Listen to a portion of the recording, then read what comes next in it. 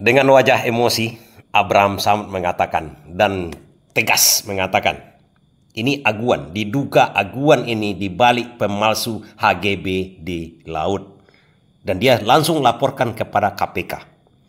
Dan juga terungkap di sini, aguan pemilik Agung Sedayu Group, PIK 2, PIK 1, yang dulunya juga reklamasinya dicabut oleh Anies Baswedan, itu pernah jadi tersangka di tahun 2016. Ini akan saya bagikan kepada kawan-kawan. Di balik geramnya Mahfud MD kepada aparat yang lamban bertindak. Lamban, memang lamban. Dan ini nampak juga emosinya Mahfud MD. Masalah pagar laut ini sekarang ini. Tapi Mahfud MD kurang berani sepertinya menunjuk siapa dalang di balik itu. Yang berani adalah Abraham Samad dan kawan-kawan, termasuk Said Didu. Said Didu malahan lebih parah lagi. Dia tuding langsung Jokowi ini di balik ini semua yang memporak-porandakan. Artinya di balik aguan ada Jokowi. Namun ada satu hal yang agak bingung kita, menjadi misteri di balik pengaduan. Ya, artinya ini keterangan ini akan saya beberkan kepada kawan-kawan ini pada waktu Abraham Samad datang ke KPK melaporkan hal ini ke KPK. Karena satu-satunya badan atau lembaga yang bisa diharapkan kan KPK pada saat ini. Walaupun dalam tanda kutip ini masih di bawah rumpun eksekutif, tapi Abraham Samad melapor bersama Said Didu, kemudian beberapa kawan-kawan yang lain melaporkan ke KPK masalah ini. Di situ ada jurnalis yang bertanya kepada Abraham Samad dan kawan-kawan, apa hubungannya antara Iriana Jokowi dengan kepala desa Kohot? Ini terakhir yang akan saya jelaskan kepada kawan-kawan. Ada jawaban dari pengacara yang ikut bersama dengan Abraham Samad. Ini luar biasa. Apakah tali temalinya sampai di situ? Apakah sampai Iriana harus turun tangan di situ? Itu menjadi misteri terakhir ini. Kita lihat dulu kegeraman dari Mahfud MD kepada aparat. Ya. Nah kan itu harus disidik. Pak Prabowo sudah menyebut loh tiga ini. Sudah menyebut tiga institusi penegak hukum bertindak. Tapi kok pada diem gitu? Ada yang nunggu laporan, ada yang saling lempar dan sebagainya. Ini sebenarnya penanganan tidak benar. Saya malah menjadi curiga. Ini mungkin satu kisah itu. Nah, apakah dari sisi ekornya ini ketika memang diusut maka akan dapat kepalanya, Prof? Atau tanpa diusut dari ekornya pun kita sudah tahu siapa aktor intelektualnya? Bisa, malah itu menjadi lebih gampang. Aparat desa yang mengerahkan dan rakyat yang dikerahkan untuk melakukan pembongkaran atau mengaku bahwa itu miliknya. Kan ada bukti tanahnya di kantor pertanahan. Apa betul ini? Sehingga aparat itu kok pada diem. Ini mengerikan, aparat kita sekarang ini kayaknya dikendalikan oleh orang luar. Ada satu kekuatan yang menghalangi. Selama ini kan galak-galak aja. Kalau ada rakyat, ada tindak pidana umum kan galak-galak saja. Kok yang gini nih, yang di depan mata kita ini? Nggak ada. Nah kita nggak pernah jelas ini. Aparat penegak hukum selalu berteriak, tolong laporkan kalau ada orang korupsi. Tapi ini udah dilaporkan berkali-kali, nggak ada yang berani bertindak. Laporannya jelas sudah itu. Ada yang lapor ke KPK ya Prof. Kemudian juga pengurus pusat Muhammadiyah sudah melaporkan 7 nama bahkan diduga berkaitan dengan pembangunan pagar laut ini ke Mabes Polri gitu. Tapi hingga saat ini belum ada responsif dari pihak kepolisian. Belum ada. Padahal sudah ada instruksi dari Presiden begitu untuk mengusut ini. Menurut saya kayaknya takut kepada satu kekuatan ya yang tak kita kita sudah menduga-duga kekuatannya, tapi kan yang harus mengungkap itu polisi, karena kalau kita menduga-duga nyebut gitu nanti disalahkan lagi, menyebarkan berita bohong, orang tersinggung.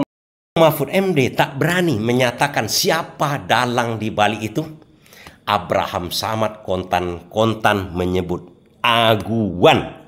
Jangan takut memeriksa orang selevel aguan tersebut. Dan kebetulan kita membawa laporannya juga yang sudah dibuat oleh teman-teman koalisi, yaitu dugaan korupsi ya yang terjadi di proyeknya ya, saya katakan di proyek strategis nasional PIK 2. Jadi kita ingin KPK lebih konsentrasi ya, menelisik, melakukan investigasi terhadap proyek strategis nasional, karena kita melihat di dalamnya bahwa kuat dugaan telah terjadi tindak pidana korupsi di dalam penetapannya sebagai proyek strategis nasional. Yang jelas kita melaporkan proyeknya ya, proyek strategis nasionalnya. Kemudian juga kita melaporkan tentang ada dugaan kuat terjadi suap menyuap gratifikasi di dalam penerbitan ya. Penerbitan sertifikat di atas laut ya, yang diduga kuat dilakukan oleh Agung Sedayu Group dan anak perusahaannya yang ya. super cepat satu yang lagi. Super cepat. Oleh karena itu kita meminta supaya KPK tidak usah khawatir memanggil orang yang merasa dirinya kuat selama ini, yaitu Aguan ya, karena nama ini seolah-olah diciptakan mitos bahwa dia tidak tersentuh oleh hukum ya. Oleh karena itu kita ingin mendorong KPK supaya orang ini segera diperiksa. Nggak boleh ada seseorang secara individu mengatur negara ini. Tidak boleh ada seseorang secara individu mengatur presiden.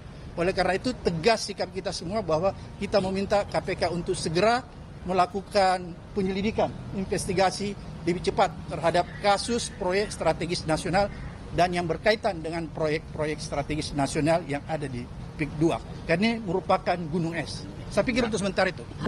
Yaitu aturan yang mengatur tentang pesisir laut, dan UUD 45 itu mengatur bahwa bumi, air, dan kekayaan yang ada di dalamnya itu adalah digunakan untuk sebesar-besarnya kemakmuran rakyat. Tidak bisa dikuasai oleh oknum tertentu, dikuasai untuk proyek-proyek yang tadi disebutkan oleh Pak Abraham Samad itu PIK 2. Berikut dengan penerbitan sertifikat yang super cepat itu. Said Didu lebih parah lagi. Dia langsung tuding, ini Jokowi di belakang Aguan. Sehingga dia berani untuk melalang buana seperti ini. Tahulah Said Didu cara ngomongnya bagaimana. Saya pikir yang kita laporkan adalah pintu masuk untuk membongkar legalisasi perampokan negara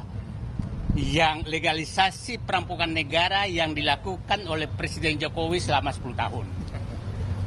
Legalisasinya banyak sekali melalui PSM, penyiaran tambang, pengambilan hutan, perkebunan, lahan, dan lain-lain. Itu pintu masuknya. Nah, PIK 2 itu adalah puncak gunung es terjadinya kehilangan aset negara yang diserahkan kepada pihak swasta lewat kewenangan yang melebihi, kekuasaan yang melebihi kewenangan. Itu yang terjadi. Dan tadi saya meminta kepada KPK sederhana melihat berapa jalan, berapa sungai, berapa pantai, berapa irigasi yang sudah diambil alih oleh PIK 2, apakah ada ganti ruginya ke negara atau hilang begitu saja. Karena sudah berapa kecamatan habis. Jadi itu sederhana, cek di Google Earth apakah PIK 2 yang ada sekarang itu tidak mengambil laut. Siapa tahu sebenarnya sudah ngambil laut, yang kita persoalkan ini yang rencana diambil. Itu harus diperiksa semua. Kalau memang terjadi, maka itu harus kembalikan negara, dan siapa yang mengambil secara tidak sah, semua yang terlibat itu harus kena sanksi hukum, termasuk yang memberikan izin. Kita harus ingat bahwa saya berpendapat bahwa terjadi rekayasa besar di Pantai Indah Kapuk. 2016 Ahok menyatakan tidak mungkin Jokowi jadi presiden kalau bukan pengembang. 2016 Ketua Abdesi yang menyatakan, dan Abdesi ini adalah kepala desa yang di PIK 2, menyatakan mendukung Jokowi 3 periode. Di akhir masa jabatan Jokowi menerbitkan PSN PIK 2. Jadi sangat susah dibantah bahwa pusat kekuasaan pengendali Jokowi adalah PIK 2. Itu saya. Yang kedua, terkait dengan kunjungan kami ke KPK, kami juga tadi meminta konfirmasi kepada pimpinan KPK apakah Aguan masih berstatus tersangka dalam kasus korupsi tahun 2016. Itu yang perlu diklarifikasi, karena sejauh ini kami belum mendapatkan update apakah dia statusnya tersangka atau tidak. Karena informasinya Aguan pernah dilakukan pencegahan untuk ke luar negeri. Itu yang kedua.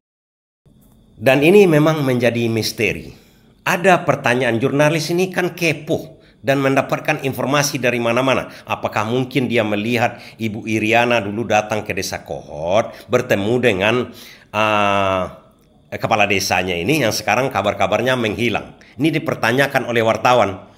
Tapi oleh pengacara yang hadir di situ yang berambut panjang ini nanti, apa jawaban kepada dia? Sampai sekarang menjadi misteri apakah pernah Iriana bertemu dengan Kohut atau apakah ada hubungan antara Ibu Iriana dengan kepala desa Kohut ini. Tapi satu hal kawan-kawan, ini sudah mau terbongkar. Apa sebenarnya di balik pagar laut ini? Tinggal yang seperti kata Mahfud MD atau semua-semuanya, rakyat berharap kepada satu orang sebenarnya, kepada Prabowo. Tapi kalau Prabowo tak sampai bisa menuntaskan ini seperti Anies menuntaskan reklamasi, reklamasi kan dituntaskan Anies Baswedan. Orangnya itu juga di belakang itu Agung Sedayu Group juga. Nanti kalau tidak sempat karena udah dituntaskan Anies, tumbuh lagi seperti batang pisang dipotong begitu, tumbuh dia lagi. Malahan menjadi besar, malahan menjadi lebih zalim lagi di zaman ini. Apakah Prabowo mampu seperti Anies Baswedan dengan kekuatan seorang presiden? Anies Baswedan bisa sebagai seorang gubernur, apalagi seorang Prabowo. Tapi kalau Prabowo tak bisa menuntaskan ini menjadi misteri lagi. Misterinya apa? Pertanyaannya dari masyarakat, dari rakyat, kok presiden kami seperti itu? Apakah pantas menjadi presiden kalau tidak menuntaskan hal-hal seperti ini saja? Kacang goreng sama seorang presiden. Kalau gubernur memang berat masalahnya. Tapi bagi presiden ini tinggal satu kata. Panggil Kapolri, panggil Panglima TNI, panggil semua menteri ini. Selesaikan, detik itu bisa diselesaikannya. Atau mungkin karena ada misteri masalah Ibu Iriana ini. Makanya gamang Prabowo. Sepanjang yang kami perhatikan, beberapa instansi itu tidak pernah mendapati ada proses administrasi, termasuk mendaftarkan sertifikasi lahan dan segala macamnya. Ya, dalam kasus reklamasi Jakarta, itu modusnya selalu suap. Dia gampang, cek Ibu Iriana pernah ke desa Kohut nggak? Cek itu gampang. Ketika dia di desa Kohut, siapa yang fasilitasi? Itu gampang. Sama Pak Ibnu. Penutupnya, entahlah kawan-kawan, apakah bisa ini atau tidak. Sebenarnya Prabowo tinggal ucapkan satu kata kepada menterinya. Kalian kalau mau jadi menteri atau jadi Kapolri atau jadi Kejagung, tuntaskan masalah ini besok pagi. Selesai itu kawan-kawan. Tapi entahlah, kita tidak tahu apa yang akan terjadi lagi nanti. Prabowo bukan Anies ya. Ingat itu baik-baik.